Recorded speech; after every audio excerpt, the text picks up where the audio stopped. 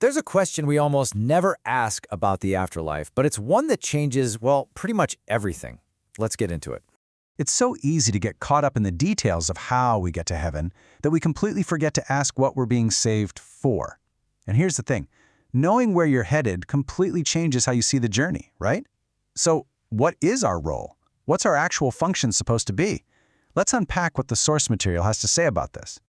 Okay, so to really get to the bottom of this, we first have to clear away one of the most common and, let's be honest, one of the most comforting misconceptions about what happens after we die. Yeah, we've all heard this, and we've probably all said it. And in those moments of deep grief, it's an incredibly comforting thought, isn't it? The idea that someone we love has wings and is watching over us. That comfort is absolutely real. But here's the twist. According to the sources we're looking at, this idea, as well-intentioned as it is really only a half-truth. And the real danger of a half-truth is that it can stop you from looking for the whole story.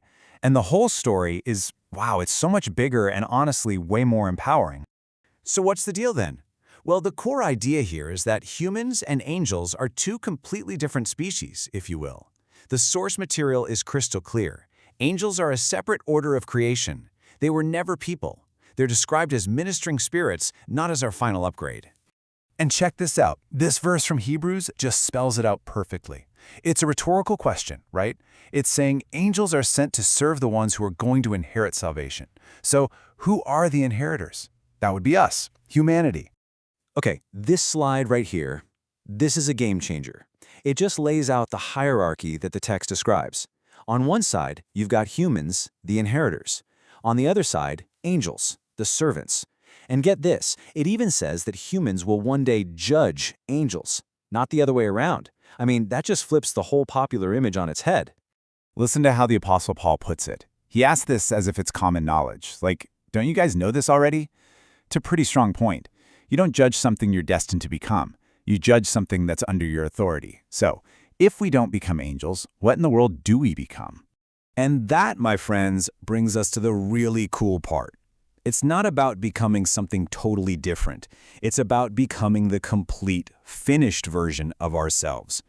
Let's talk about this idea of the glorified, resurrected body. Okay, you got to pay close attention to the wording here because it's everything. Notice it doesn't say this broken mortal body gets replaced by an immortal one. It says it has to put on immortality. That little phrase, put on, that changes everything. Think about it like this. You're putting on a coat. When you put on a coat, you're still you, right? The core of who you are is still there. You've just added a new quality, in this case, immortality, incorruption, that protects you. You are still you, just you're no longer vulnerable to all the brokenness of this world.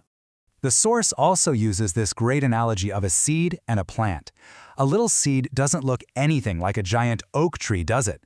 But everything that tree will ever be is already packed inside that seed. It's the same organism, just brought to its full intended glory. That's the picture of our resurrected selves. And hey, this isn't just some abstract theory. The Bible gives us a template, a real-life example, the resurrected Jesus. I mean, think about it. He wasn't some floaty ghost. He was physical. He ate fish with his buddies. He told Thomas to literally touch his wounds. But at the same time, he could walk straight through a locked door. That's the model. Fully human, but so much more. Okay, so we've got a handle on what we'll be. But what about what we'll do? What's our eternal job? To figure that out, we got to hit rewind and go all the way back to the very beginning. And right there, in the first chapter of the whole story, this is huge. This wasn't just a casual suggestion. According to the source, this was humanity's original job description, baked right into our design. To have dominion, to rule, and to care for creation as God's representatives. This timeline just lays out the entire biblical story so perfectly through this one idea. It starts in Genesis. Here's your job. Then, the fall.